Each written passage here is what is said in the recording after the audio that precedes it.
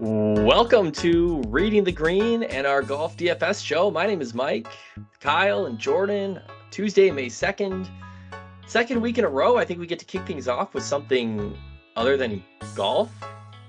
Kyle, NFL draft? It's like your favorite weekend of the year. It is. It's a great time.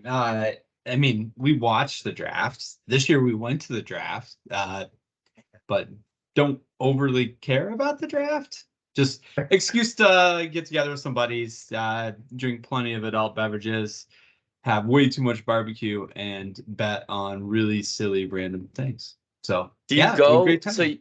So first of all, like, we're texting, and I don't follow the NFL draft. I think I care, I guess, a little bit about who the Vikings take, kind of. But we're texting, and I'm rolling my eyes a little bit because, like, hang on, you went all the way to Kansas City to like go hang out in a house with a bunch of guys and watch the NFL draft on TV? Like, that's commitment.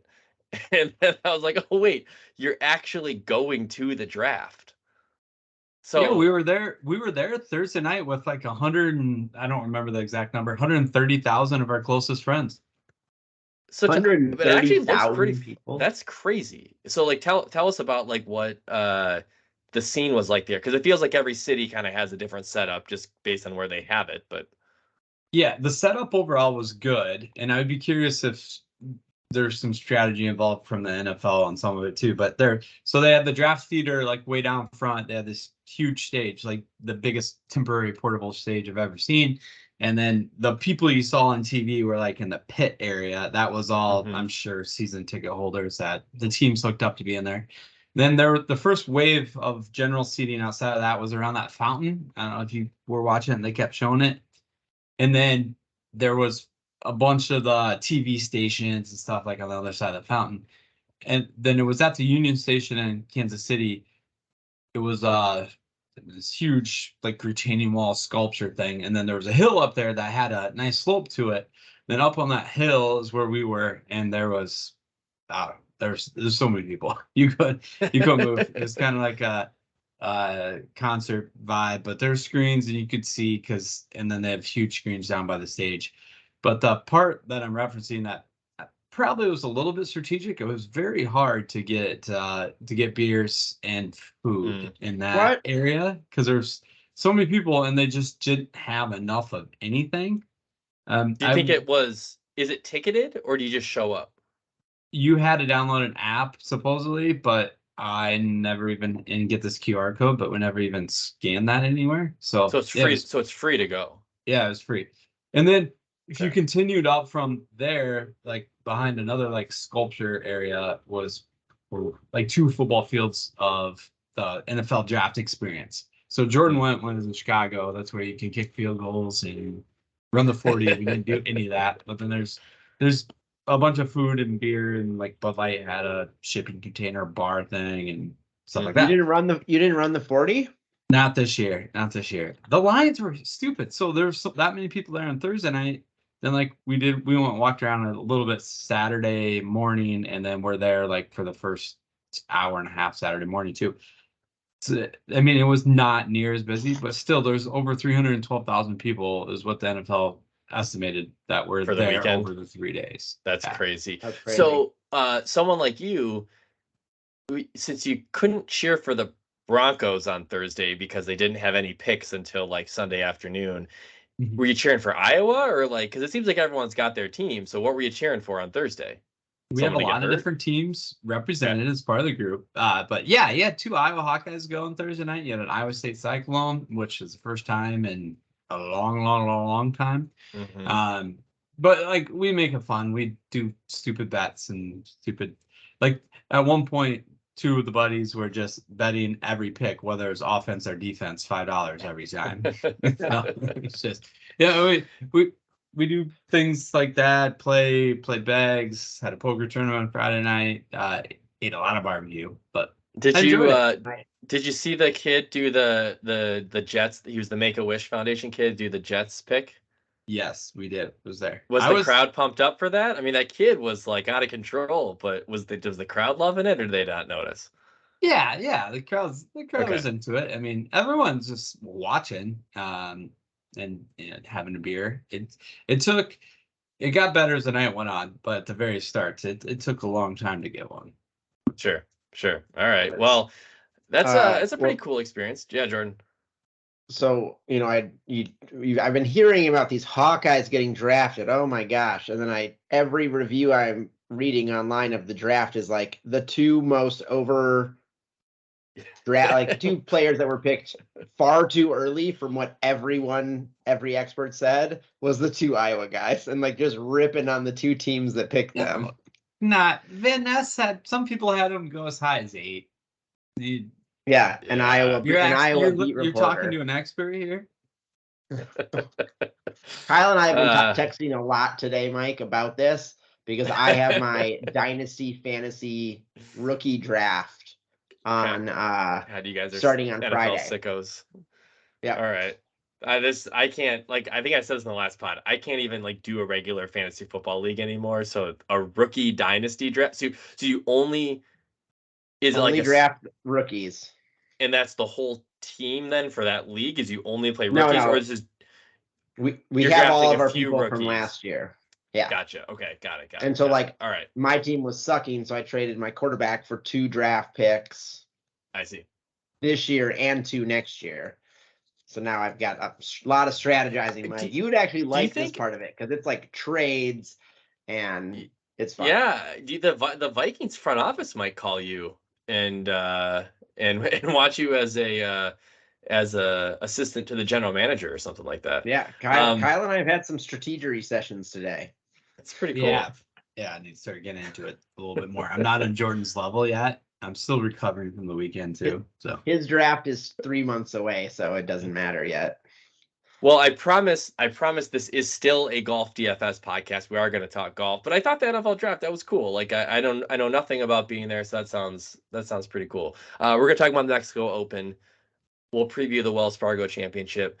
Jordan, you sent this article on the tail of the conversation at the end of the show last week. We talked about the 24-day trip around the world to all these famous world sites and all that, $150,000. For $80,000, you can play 26 golf courses in 40 days or something like that. I have the article up here. It's a much better deal. 48 courses, 26 countries, 100 days. It essentially is the DP World Tour 2023 schedule plus some. It'd be awesome. And the DP World's it's like Carnoustie and St. Andrew. Like it's a lot of big names. The Ryder Cup course is on it in Italy this year. It'd be pretty awesome. A lot of Valderrama, Marco Simone. That's where the Le Golf National. That's pretty cool. 80K feels like based reading on the the private transfers, the luxury accommodations, the tee times. First class airfare without the golf is probably $70,000. Right? Like if you're thinking it feels right. It feels like a good price. What's the lodging like? I didn't get too far into it. It just says accommodation. Ooh, you're sleeping in the back of a Pinto. 100 days. I mean, this is if you're someone that's like renting a place or something like that, you got some cash, like, hey, this is sell your house and go on the road for 100 days. This your new aim for retirement, Mike? Okay. When all of our kids graduate high school, the 3 of us can go do this and leave the wives for 100 days. Preferably like October to January or something. I'm in. We'll see. I'm intrigued. I am too. And it's cool because like you can do it solo, right? Like they're gonna have people on the excursions, so you don't have to like do it with it'd be great to do it with friends, but like you can just go do it. It seems like a pretty cool thing. All right. Well, what are you guys drinking tonight? Jordan, you had a glass that was filled? Yeah, I'm actually drinking a beer. Falling Knife, All Sunshine. I was digging through my beer fridge and finding triple triple. I was like, I'm not drinking a fucking triple. So it was either this or a little something hazy or all things hazy. I don't know, whatever one of the generic ones that we all drink is. Sure. But so went with this one. It's good. So Jordan's aging. His triple is his triple let them calm IPAs down a little bit. That they do not say to age. Right. Yeah. But I gotta make sure I have something interesting for next year's this year's weird beer podcast in December. There you go. I want weird and fresh, not old, not like a hop dish or hop slam from 10-year-old hop slam. Kyle? So I think the last 2 times, one of you hasn't been drinking either time, but I'm at least going more interesting than water. I have a Hoptea, the chamomile one. I enjoy these things. So, but like I said, it was a big weekend. Kansas City for 3 days, a lot of barbecue, a lot of beer. Just taking it a little easy to start the week. The Hoptea I actually think it's pretty good. I usually, if I buy one, it's the green tea or the black tea. I think the green tea Citra one is Citra, and it really does taste like a beer with a little bit of caffeine. And I don't know. I don't mind it. I enjoy them. Every time I go to the grocery store, I probably grab one for my way home beverage. Yeah. So have you guys had Athletic Brewing NA? No. Yeah. The Hazy's serviceable. Yes. That was Rachel. We were at a housewarming party and Rachel sent her to give me a beer because I was holding the baby, and she came back with one, and I was like, oh, well, I wanted to try one of these, but Rachel, this is non-alcoholic. She had opened it and handed it to me, so I took one drink and I was like, oh, that's not bad, but I want a real beer. But yeah, so I know you guys have tried more of the NA ones than I have. Yeah, it's not a bad, like, honestly, if you are planning to drink a lot, like, it's not a bad way to just like throw one in to pace yourself and like not be lame drinking water. I agree. Yeah, it's if of all of them, that one is serviceable. We'll leave it there. Yeah, I have Toppling Goliath Radiant Haze. It technically is a collaboration with Radiant Brewing, but they came out with this last year or the year before, and it might have moved to they might have it year round, or they might be having it a couple of times a year. It's really good. Citra, Mosaic, and Strata. Yeah, I would definitely buy a few packs if you see that one, because it's becoming more available. Maybe we can sprinkle into Weird Beer Night or a hop ranking. I would say those 3 are all in contenders for top 5 for me. Yeah, I mean, those are all like the modern American hops that everyone puts in the hazies are. Yeah, that's what pretty much a go-to. We need to do a blind taste test. That'd be hard. Of the good beers, right? Let's do Pseudo Sue. Let's do Dream Yard, something from Barrel Theory. Some from Fair State. Yeah. And then one like mediocre, right? New Belgium Hazy or something like that. And let's see if we can actually taste the difference. Because I bet you can. I would hope I could, but I'm not going to promise anything. Because sometimes it's just like, oh, this tastes good. Well, does it taste good relative to the water I drank before, or if I drink something side by side? Yeah. All right, Mexico Open. This event, it was interesting to pay attention to at times. Like, I guess when you have such heavy favorites in Finau and Rom, and those are the guys that end up on top, like, I guess that's all you can really ask for, because if it was anybody else, I probably would have totally tuned out. Saturday was the day I really didn't tune in at all, other than seeing what I thought was some anomaly on the leaderboard with Rom. Just like, he started out so slow. Kyle, he did exactly what you said, which was bogeyed the first hole. His odds did briefly drop to like plus 360. I don't know if you went hammer. I got it plus 400. Okay, plus 400. Yeah. And he didn't play he really didn't play well Thursday and Friday. And then all of a sudden it was just, okay, Rahm's in the top 10. All right, Rahm's in the top 5. All right, Rahm is in second. Okay, Rahm is winning. And so my dad said that he was rolling in putts from absolutely everywhere. And so that happens. The guy's a machine. Doesn't get it done though. Tony Finau. It was cool to see him hang on. He made some real nice saves on Sunday, and I had a lot of Finau this week. Didn't really pay off. We can talk, Kyle, about the anomalies that we thought there were in the DFS results this week, but I don't know. Our thoughts from Mexico. It was an okay event, I suppose. Yeah, I didn't get to see much because of the aforementioned draft shenanigans, but I did watch a little bit come back on Sunday. Visually, it's not a bad event to watch overall, and you had the big names top of the leaderboard, so that was fun. Just from, I know you'll probably get into it a little bit, Mike, but from a model perspective, everything went pretty well. They're lucky that the big names were at the top. Yeah. Right? Like, because below them was B. Wu, A. Batia, E. Cole, E. Grillo, A. Smotherman, a whole bunch of no names. Come on, Brandon Wu, Akshay, you got Akshay is a kid you really want to see. There was a shot though. I was at my parents for lunch on Sunday, and there was a shot. I was like, I turned over, looked at the TV, and Akshay was walking next to Rahm, and I was like, man, 2 or 3 Akshays fit inside of one Rahm. I was like, Akshay is like a heavy 150, and Rahm's like a skinny 225.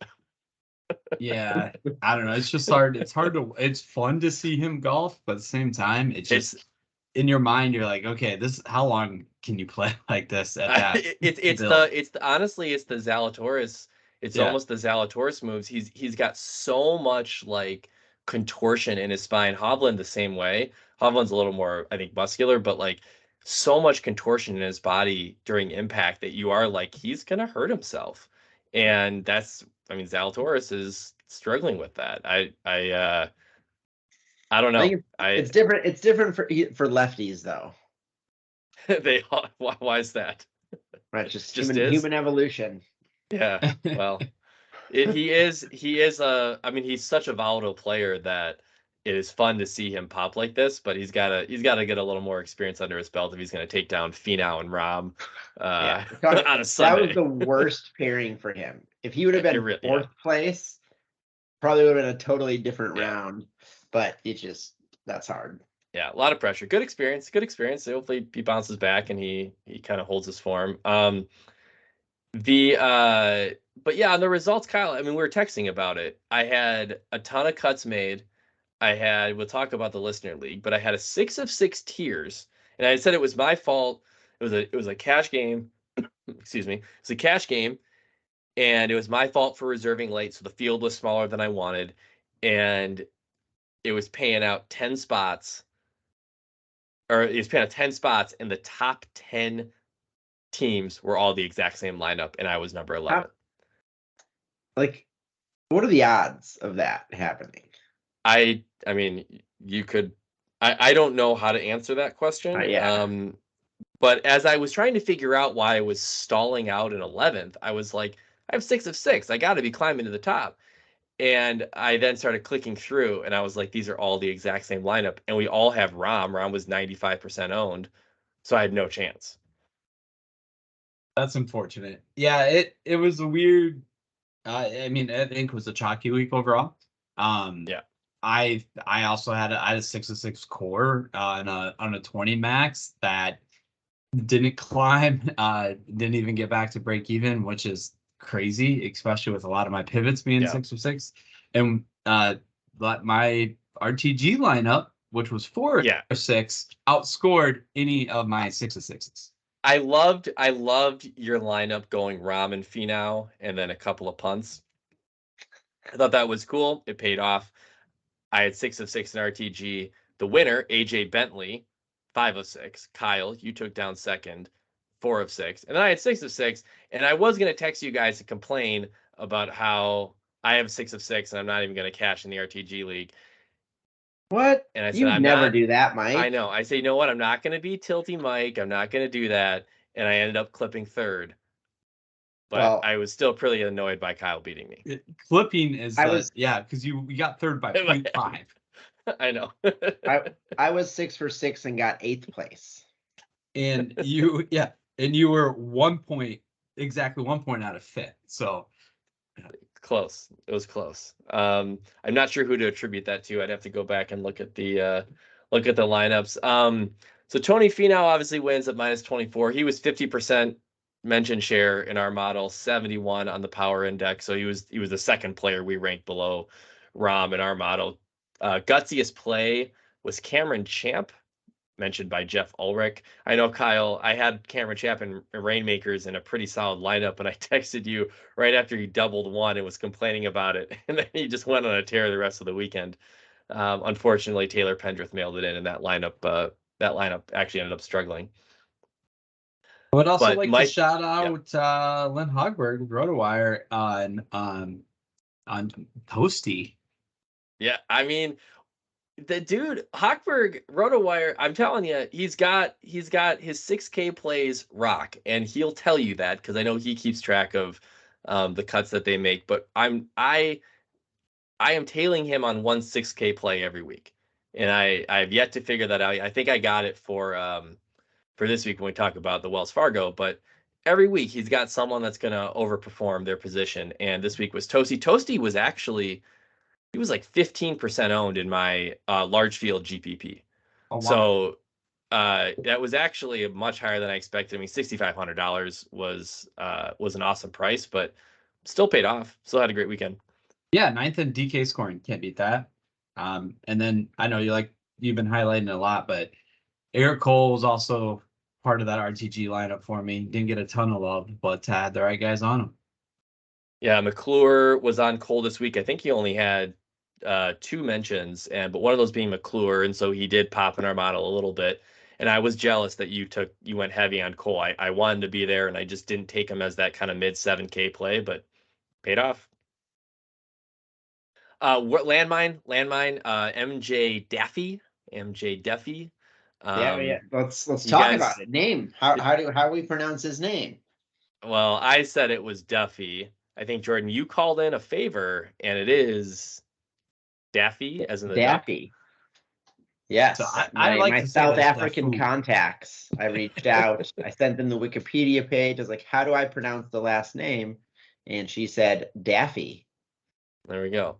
So not Duffy. Whether or not that's true or not, I have no idea. She could have totally just been making it up, but he really sucked. Actually, he really sucked on Thursday. Friday, he actually played pretty well, but I got caught with a little bit too much MJ this week.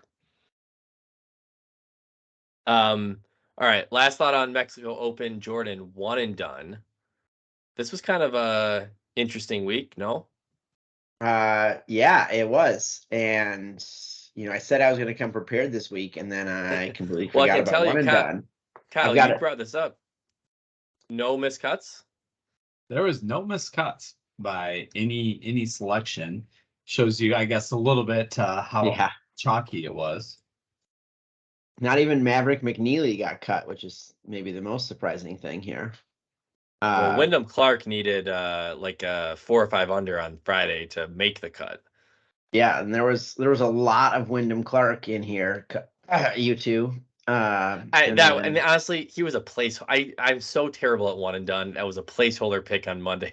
Never went back and changed. Nice. I had Woodland, who was looking decent, and then got me $30,000. Cool. But we had 2 Tony Finau picks, Champles and Slice. I think Champles has got 2 or 3 wins, maybe not in a row, but close. And then 1 Brandon Wu for 500 K. But we've still got the same 2 at the top here. Jacob King, Derek Howard, Newberg, and then Champles is only 2.5 million back now. Champles has 3 dubs on the year. Corey Connors, Valerio, Finau, Mexico, and Justin Rose at AT&T, but none elevated. And I was going to say no elevated events. Yeah, miscut API and players. Yep. Elevated this week. I mean, you pull down 3 million this week, and it's anyone can jump right back up in there. So I think even if I were to pick a winner this week, I can get back in the top 10. So I don't know.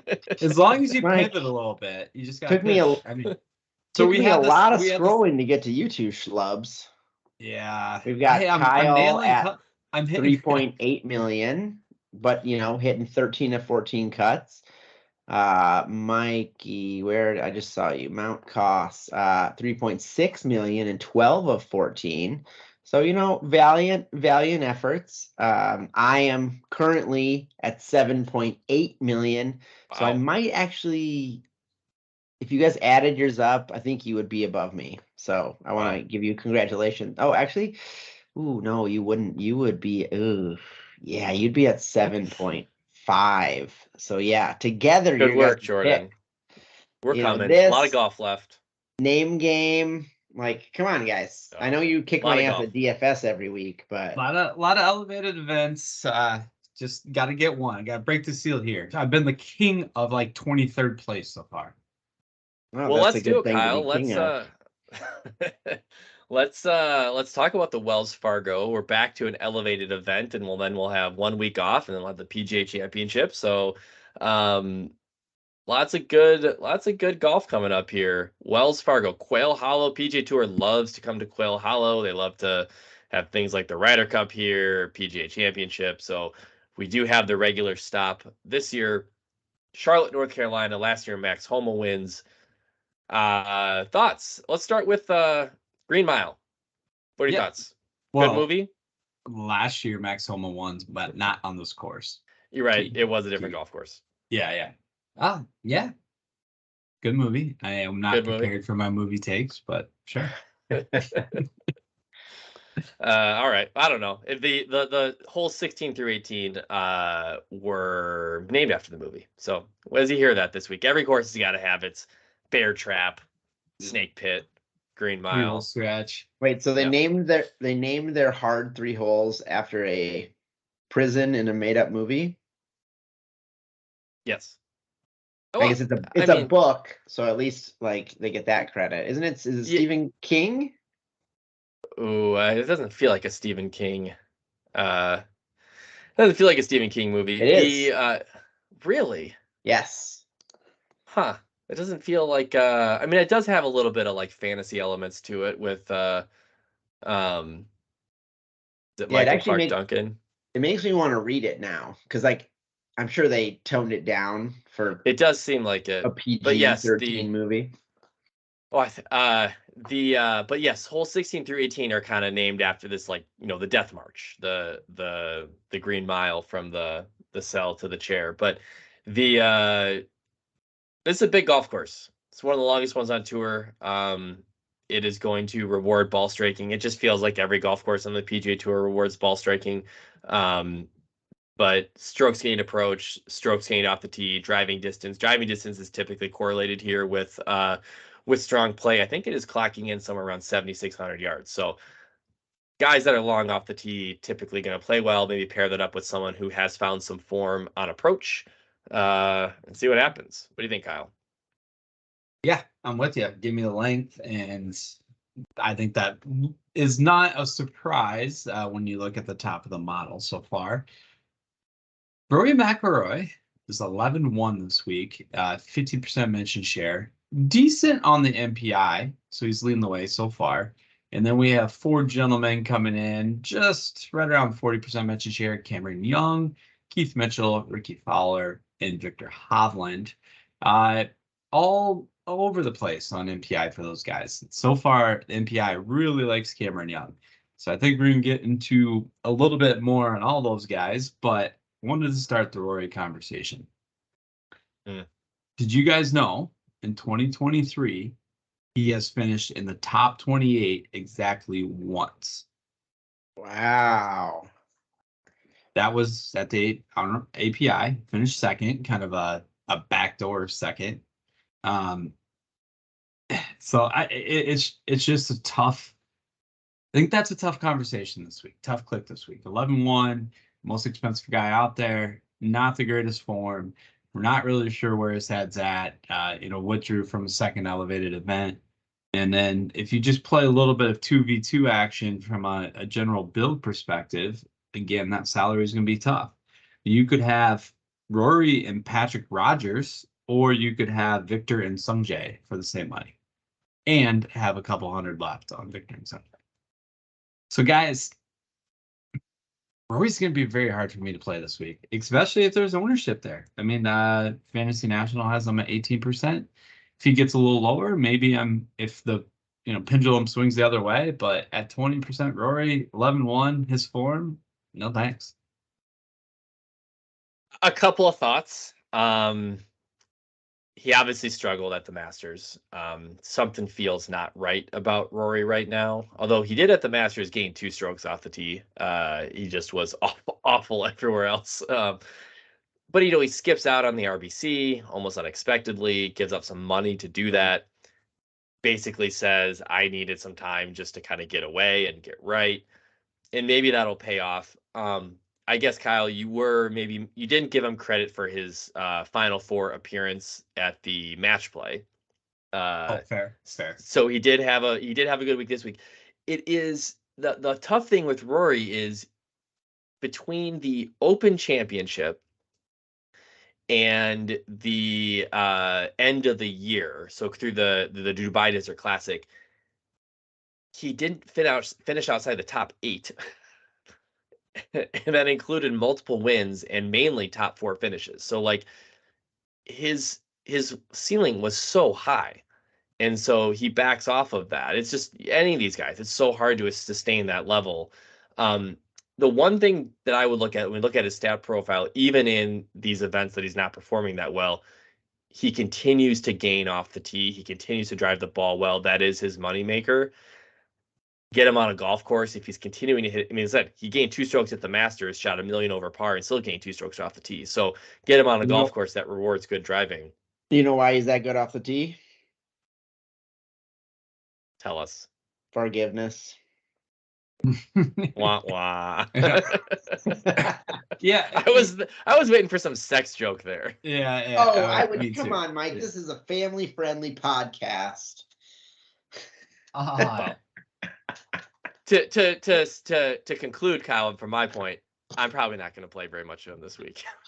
Well, and I get why he's getting the love. He has the course history here, and I know it hasn't been played 3 times in the last 10 years at Valhalla, but just looking at Wells Fargo in general, 2nd, 10th, 8th, 1st, 4th, 16th, 8th, 1st, and 5th, but last year wasn't here. So he does have course history here, but to your point, he has been good off the tee, fairly good tee to green, but he hasn't been able to putt. So that is something that can heat up quick. He has shown obviously that he can gain 6 strokes putting, but over the last 4 events, not counting the match play, just with the wonkiness and stats there, he's lost 3 strokes putting 3 of the last 4 times out. Yeah, no, I'm with you, and I think that's all the reason to fade him this week. And I would say at 11-1, come and burn me, Rory. Like, come and burn me. But and that's the last thought. Like, could he win? Yes. We're not saying he can't. We're not saying that he is a bad play. But when we look at everything holistically, even though he's in our model, we don't fade people at the top of our model very often.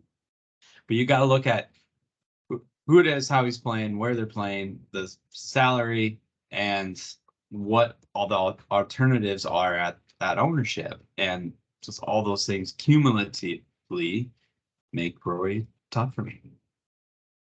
So who do you like? Give me a couple to start with. Well, I really like the guy right below him, Cameron Young, $8,700, which is just a heck of a price. Our model loves him at this point in time. The MPI is coming in perfect. DK Nation Ulrich is on him. Campbell over at Fantasy Data, Spencer over at Rotor Baller, McClure, Gadula at Number Fire, just to mention a couple. And I get it. We want that length. He's obviously got that. His form has been solid. He had a little bit of up and down at the start of the year, but he was still making cuts. And then he's really, started to find the game. Just hasn't closed that well on Sundays. But I think the course is a great fit for him. Has a little exposure here with the President's Cup. So I like me Cameron Young 8,700. Hammer time. I think it's a smash play this week. Yeah. And then to continue the theme of, a little bit of those values if you're staying away from the top of the board. I do like Ricky this week. I haven't played him much on his heater here recently, but $8,800, good course history here is 2/4 at the event while it's been at Quail Hollow. And then since last October, he has been outside the top 34 once and has 6 top 15s. So it's we got old Ricky back. He's playing some great golf. Ricky. Oh, it's such a hard click. It just Ricky's feels going to like be in a the Ryder click. Cup this fall. Is he that close? I can't imagine he's that close. I can't imagine he is either, but if he keeps playing like this, he might get back up there. Yeah. It just feels like a click that just the bottom falls out as soon as I get on the bandwagon. I think Kyle and I agree with that, so you should keep avoiding him. Man, Ricky's got a way to go. He's 22nd in the rankings. He's gonna have to pass guys like Brooks Koepka, Dustin Johnson. Those guys are still ranking. I think the jury's still out of whether or not they're going to be invited. They're talking like they might be. Brooks might be. Yeah. Actually, Phil is right below Ricky. If the Ryder Cup was at the Masters, Brooks and Phil might be invited. Right, you're right. Or at Augusta National, not the Masters, but yes. Kyle, can I know you may have another pick here, but I need help unwinding something for me in the pricing. And this gets into some of my plays. Go for it. But I'm gonna go way down the board. I'm gonna talk about your guy Alejandro Tosti. $6,500 this week. He was $6,500 in the Mexico Open field last week. So the field gets much stronger, and I don't get a price bake on Toasty. Dylan Wu was, I think, $7,500 last week in the Mexico Open field. Played pretty well.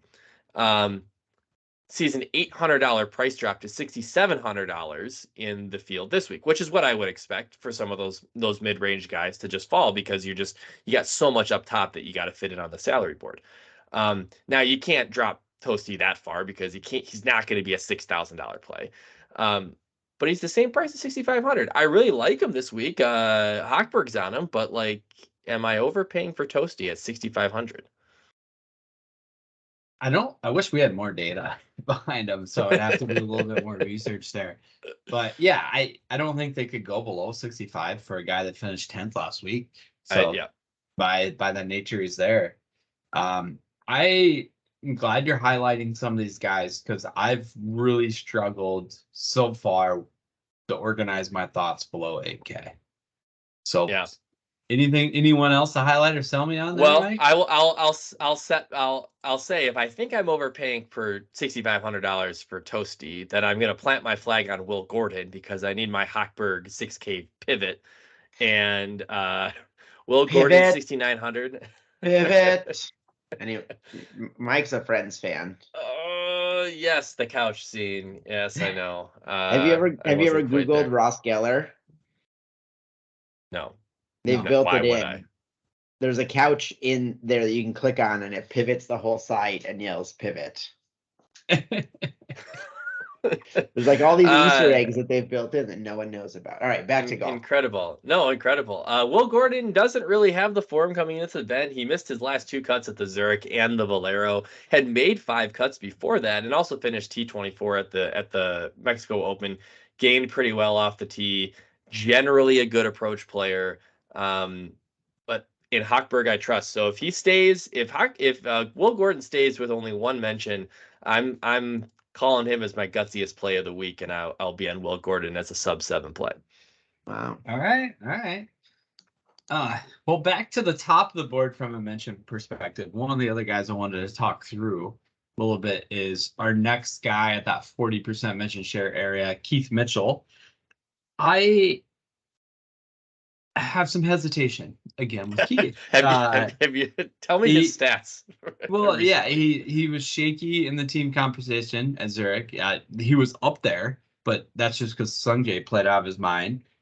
Missed cut before that. He has great history here, though. He's a third and eighth when it's been at this event, and a little long off the tee. I think I understand the play, and I think I probably will have some shares there, but it's not someone that's going to be a hammer, even though he's only at $7,800, and I need those cheaper plays. Keith's bread and butter is his off the tee game. He gained, I know he was awful at the Zurich. He gained 0.15 strokes off the tee, 0.63 at the RBC, which he missed the cut, 0.02, so almost even at the Masters in a 53rd place finish, losing strokes on approach in his last 4 events.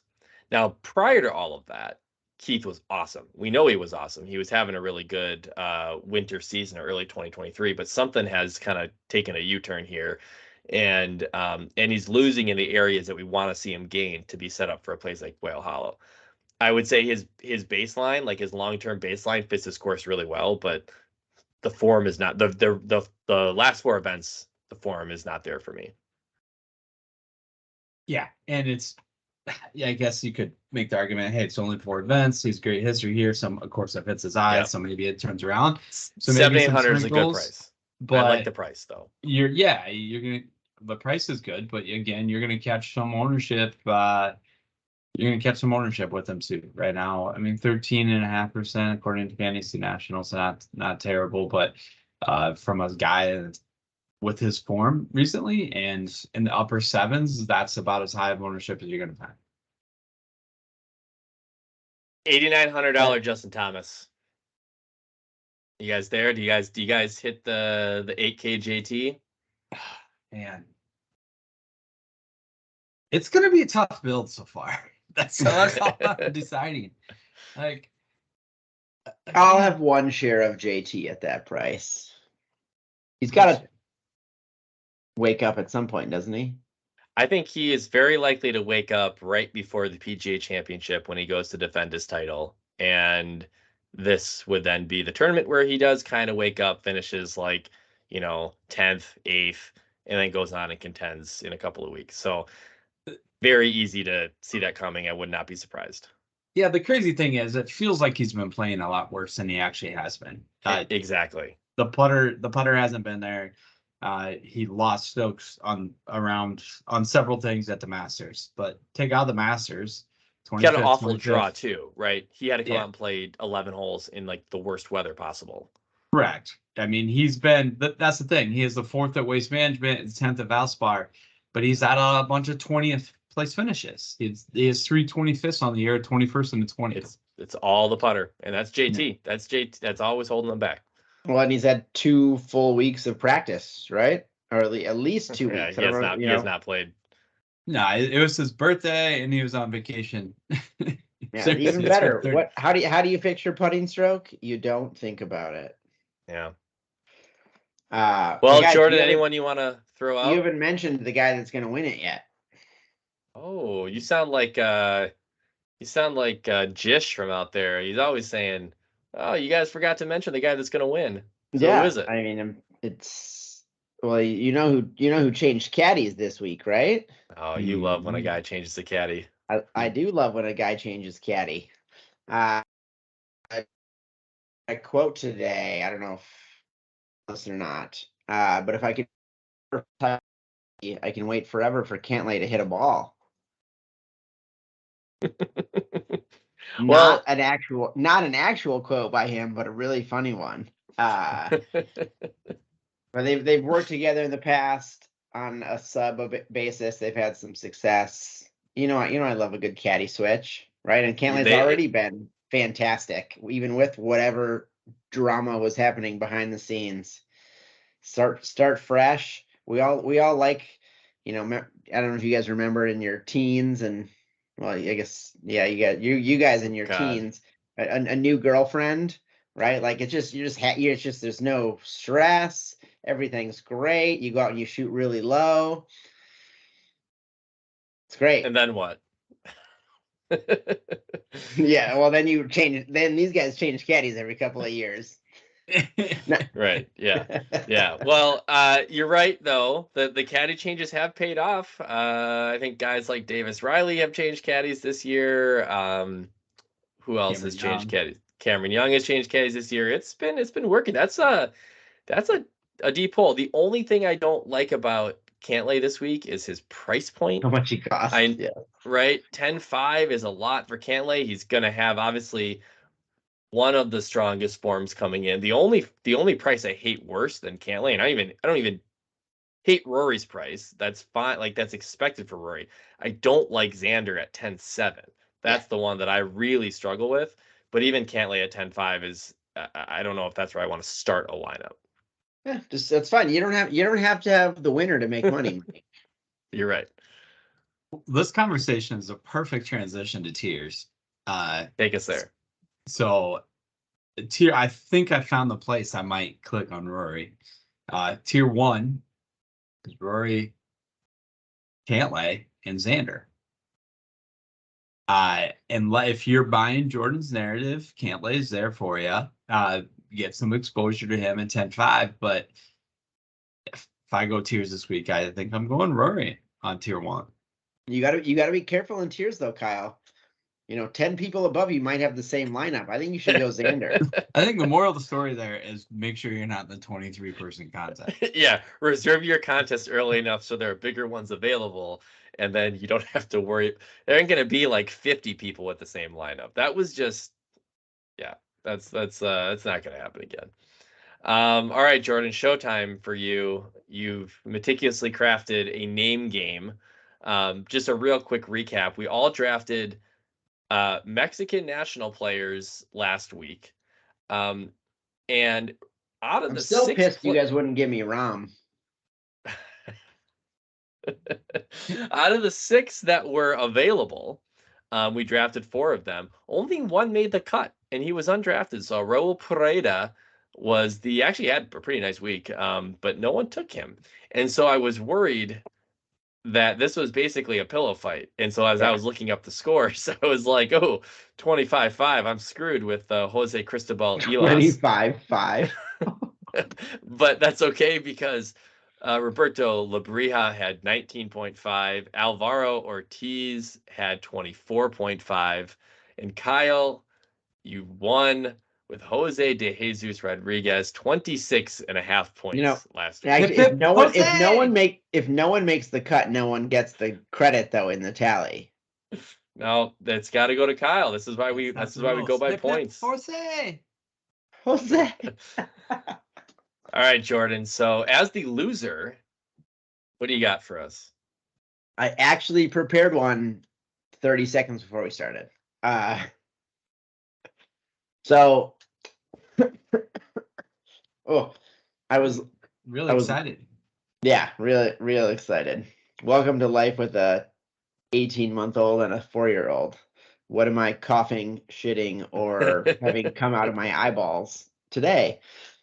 I was looking through the list of players trying to see what we have, and I was like, holy shit, there's a lot of Adams. Oh shit, there's a lot of Matts. And there are a lot of Ryans. So we have 5 Adams, 5 Matts, and 5 Ryans. And they all, in some sort of combination, come within $2,000 of each other or so. So we have Adam Long, Matt Fitzpatrick, and Ryan Bream. So in that trio, you get the best player and the 2 worst players, because that's how the salary works out. Well, and I think Bream has since withdrawn. So, well, good, because we've got 5 Ryans, so we can swap. Whichever one doesn't get selected gets tossed in there. So we will replace him. And then we've got Adam Hadwin, Matt Wallace, and Ryan Palmer. They're probably maybe the most even of the group. And then the next group is Adam Svensson, Matt Kuchar, and Ryan Armour. We've got Adam Scott, Matthew Neesmith, and Ryan Gerard, who I've literally never heard of. And then Adam Schenk, Matthias Schwab, and Ryan Moore. Is Ryan Gerard a normal player? I don't know. I haven't seen his name all year. He's like a guy this year, kind of. Okay. Yeah, a couple of decent finishes. There's 5 of them. We only do 4 selections. Whichever is the 5th one that doesn't get selected, that Ryan will jump in for Ryan Bream if he has withdrawn. I believe that's Ryan Cole, who was a Monday qualifier. you could just put him in. An even crappier player, yeah. He'll be 6K too. Okay, Ryan Cole. Yeah, he was a Monday qualifier. Ryan Brehm is out, and Paul Haley II is in, but Ryan Cole also Monday queued with a 65. Wait, he's 65. Well, Kyle, I'd like to give you first pick on this. I'll let you run it back with your W last week. Well, there's a right answer here. I'm going to take, even regardless of the Ryan in the group, I'm going to take the Fitzpatrick grouping. That is the wrong answer, Kyle. Wrong. Adam Long may have Long in his name, but not in his game. That's good. I like that. I was going to make an inappropriate joke, and then I rhymed it, and then I said, "Yeah, but you're already on air here saying that this is a family-friendly podcast, so only family-friendly sex jokes, please." Until men's league starts in 2 weeks, then it is no longer family-friendly because I will come in hot every week. All right. Well, the correct answer would have been taking the Adam Scott, Matthew Neesmith, Ryan Gerard trio. That was my second. I kind of like Adam Scott this week, so I'm going to go with that group. There's another wrong answer. I'm curious if Jordan's going to take it. Ooh. I haven't done any actual research for this yet. Let me. This is not rocket science. This is like the shortest segment of the show, so you just pick one. I don't know. I see, I'm looking at the spreadsheet. I see Matt Wallace here. Should I pick for the listeners first? Well, Jordan, I'm gonna go Hadwin, Wallace, and Palmer. Okay, all right, that's fine. Let's give the listeners Schenk, Schwab, and Moore. I think I have 3 Ryan Moore Rainmakers. He must be the worst golfer in the world, I think. Wait, did I make the wrong pick or not? No, you're fine. Who was I would have stayed away from the Schenk, Schwab, and Moore trio. Yeah. Well, they are the lowest dollar amount. Well, then should we give the listeners Svensson, Kuchar? All right, it's decided. I already gave out gold, silver, and bronze. Give them the wood. It's more like you gave yellow, diarrhea, and gray. All right. Okay. Kyle, final thoughts, betting cards. Are you going to bet on the Wells Fargo Championship at Quail Hollow? I do. I have a card built out. I don't think it would surprise anyone. Cameron Young, a little shorter odds than I would have liked, but 22-1, first round leader, top 20 as always. And I went 2 units across the board there this week. So then I only have 3 others. Max Homa slipped. I thought he would get some steam, and he actually went down, threw it reverse on the leaderboard, or the betting board, from 22 all the way down to 29. So I grabbed him. Then Sam Burns at 31, and then my bomb of the week is Taylor Montgomery at 130, along with first round leader in top 20. Like the length, can drop some putts. 130, why not? Can't win a golf tournament with that golf swing. That's the only problem. First round leader in top 20, I'll take it. I'm just kidding. I like that. Final thoughts, final topics. No, looking forward to watching a little bit more this week. Yeah, see a lot. Yeah, no. And hey, we can't watch golf this weekend, Kyle. The weather's finally going to be nice here on a weekend. I got considering circumstances on this end, that I'm not going to golf. But hey, we all did get a round in this past week, right? Yes, at least 9 holes. Did you? My opener will be later. I did play around my backyard with my 2-year-old the last couple of days, so those restricted flight golf balls are working wonders. Nice. We snuck around in Kansas City, and I was very happy with how the first round of the year went. So I saw your scorecard. I would be happy too. It looked like you mitigated some disasters, and it just cleaned up the putting a little bit. You'll be all right. Yeah, way too many putts, but I'm putting like Rory out there. Well, 5-3 putts is a lot. I don't think Rory even can do that. You're not supposed to help me on that. All right. Well, enjoy the Wells Fargo Championship. We'll get the studs are out there this weekend. You can find us on Twitter all week long at RTG Podcast DFS. Our podcast is out Wednesday mornings on our YouTube channel, Reading the Green, and any of the major podcast platforms. We'll be back in a week to talk about the results of the Wells Fargo Championship and preview the Byron Nelson. See ya.